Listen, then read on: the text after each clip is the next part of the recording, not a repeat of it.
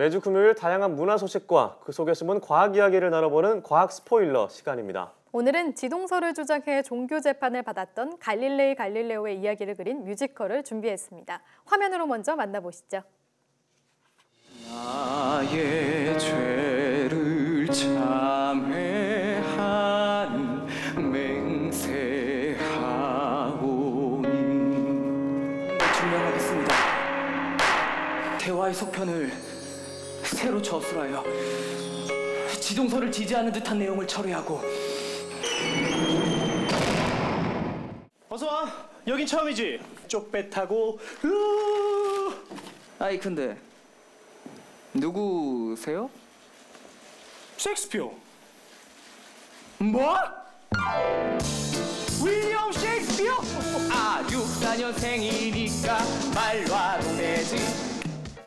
이렇게 휩쓸려 버려 어떤 기도를 올릴 수 있을까. 내가 죽는다.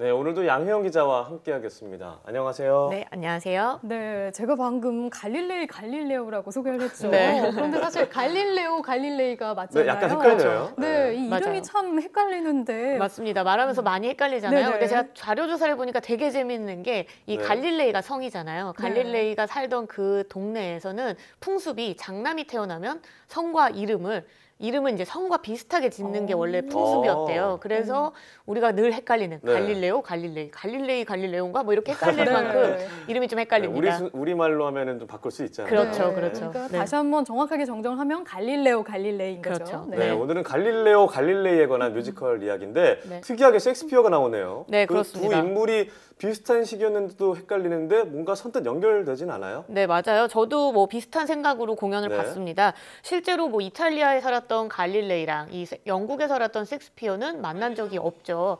그런데 이제 작가가 갈릴레이에 관해서 조사를 하던 중에 1564년에 태어났다는 사실을 보자마자 1564년생인 셰익스피어가 떠올랐다고 합니다. 네. 그래서 이 두 사람이 죽음의 길에서 만나게 되면 어떨까라는 이 상상으로 이 작품을 썼다고 하는데요. 이 작품은 지동설을 지지한 책을 출판해서 종교 재판을 받게 되는 갈릴레이가 이 자신의 뜻을 굽힌 채 천동설을 지지하는 새로운 책을 쓰겠다고 다짐하면서 시작합니다. 네. 하지만 노쇠했던 갈릴레이는 속편을 마무리하지 못한 채 죽음을 맞이하게 되고요. 이때 죽음의 길잡이인 셰익스피어를 만나서 이 삶의 끝에서 자신의 최후 진술을 하는 과정을 작품은 그렸습니다. 이 뮤지컬은 2인극 뮤지컬이에요. 지금도 보시면 배우가 둘밖에 안 나와요. 두 명의 배우가 다양한 캐릭터를 연기해서 굉장히 재미있는 설정들이 많이 나오고요. 무엇보다 뮤지컬 넘버가 한 번만 들어도 쉽게 흥얼거릴 수 있을 만큼 굉장히 좋습니다. 하지만 이 갈릴레이와 관련된 역사적 인물이 사실 너무 많이 등장하기도 하고요. 또 당대 최고 과학자인 갈릴레이와 최고 극작가인 셰익스피어의 만남이라는 설정이 실제로 셰익스피어의 등장 이유를 뭐 강하게 만들어주진 않아서 조금 네. 약했고 네. 또 주요 줄거리가 흐트러지는 느낌도 조금 강하게 남아서 아쉬움으로 남습니다. 네, 좋은 점과 아쉬운 점 모두 얘기해 주셨는데요. 네. 그래도 저는 2인극 뮤지컬이라는 점과 그리고 또 과학자가 주인공이라는 점, 그래서 참 기대가 돼요. 네. 그리고 또 갈릴레이 하면 그래도 지구는 돈다라는 유명한 말이 있잖아요. 이 네. 작품에서도 그런 대사가 나오나요? 네, 그렇습니다. 뭐 여기 보신 장면은 안 나왔지만 마지막 장면의 마지막 곡이 그래도 지구는 돈다라는 제목의 노래예요. 네. 그래서 뭐 실제로 지구는 돈다는 말을 하죠. 그런데 갈릴레이가 말한 것으로 굉장히 유명한 그래도 지구는 돈다. 이 말 어떻게 나왔는지 혹시 알고 계시나요? 이게 그 갈릴레이에 대한 지동설 종교 재판 이후에 혼자 이렇게 한 말이 아닌가 싶은데요. 네, 맞습니다. 이 종교 재판을 받던 갈릴레이가 지동설 지지를 철회하고 네. 천동설을 받아들이겠다고 하면서 이제 재판장을 나오는데 그러면서 재판장을 빠져나올 때 속삭인 말, 그래도 지구는 돈다. 이렇게 네. 알려져 있어요. 네. 하지만 실제로 이 갈릴레이가 이런 말을 했다는 기록이 없다고 합니다. 그러면 실제로는 이런 말을 안 했다는 건가요? 네, 그렇죠. 기록상으로는 안 한 거죠. 그럼 이 말은 어떻게 해서 생겨나게 된 걸까요? 네, 그래서 이걸 좀 조사를 해보니까 갈릴레이가 죽고 난 뒤 17세기 말쯤에 이 스페인 화가 한 명이 갈릴레이의 초상화를 그리고 그 초상화 액자 밑에다가 새긴 말이 그래도 돈다예요. 그러니까 지구는 돈다. 네. 그래서 이때의 이 액자의 말이 마치 그 갈릴레이가 한 말로 미화되면서 알려진 건데요. 그럼에도 이런 사실이 밝혀졌음에도 갈릴레이가 말한 것으로 많은 사람들이 알고 있는 건 이 네. 당시에 이 한마디가 이 종교의 힘에 맞선 과학 혹은 과학자를 상징하고 있기 때문입니다.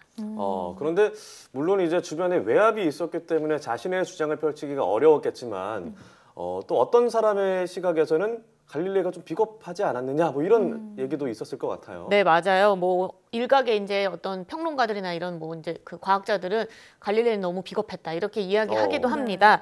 하지만 이 갈릴레이가 1633년에 종교 재판을 받기 전인 1616년에 이미 사실 교회로부터 지동설 지지를 철회해라. 그러면서 경고를 받은 적이 있어요. 네. 그래서 이제 그 당시 갈릴레이가 지동설 주장을 하다가 화형을 당했던 신부가 있었습니다. 브루노라는.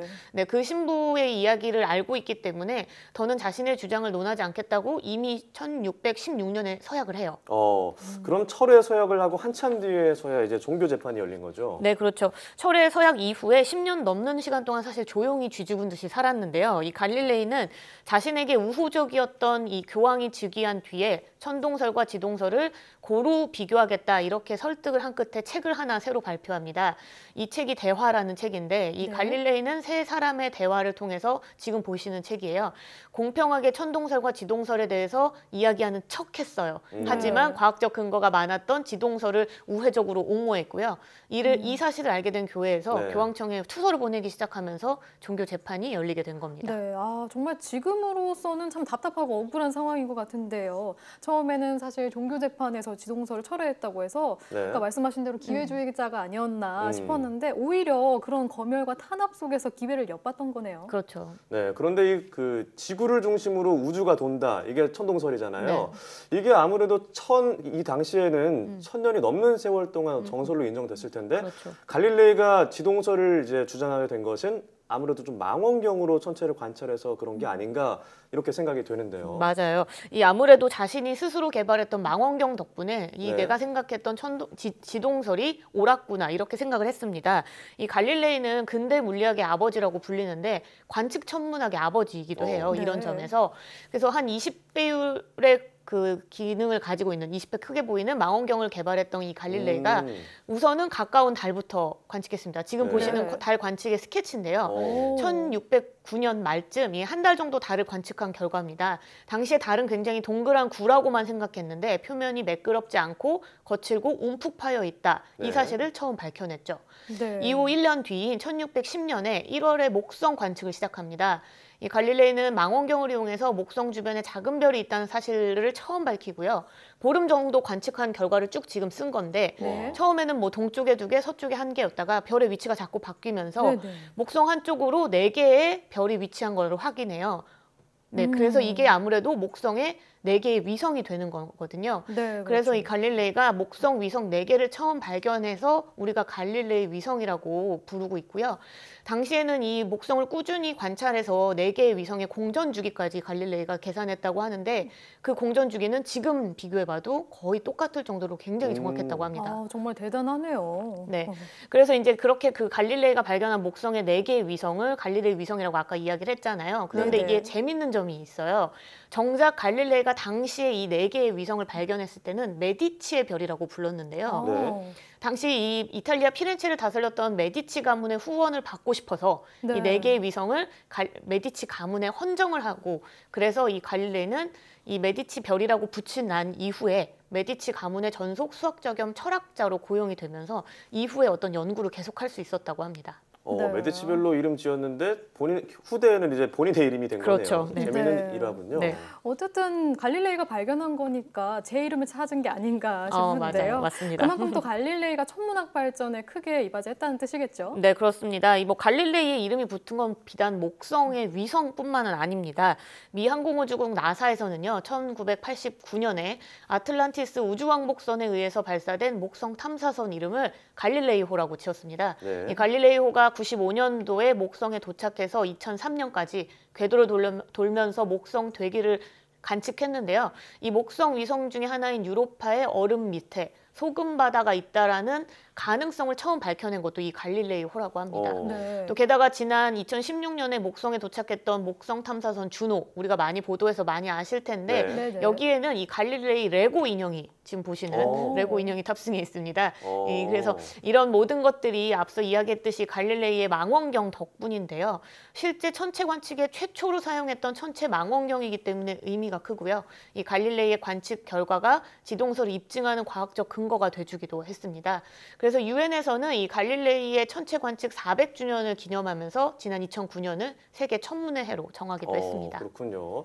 생각보다 갈릴레이에 대해서 모르는 것이 저희가 많았다는 생각이 드는데요. 네. 자, 그럼 오늘 작품의 과학 팩트 점수는 몇 점인지 함께 확인해 보도록 하겠습니다.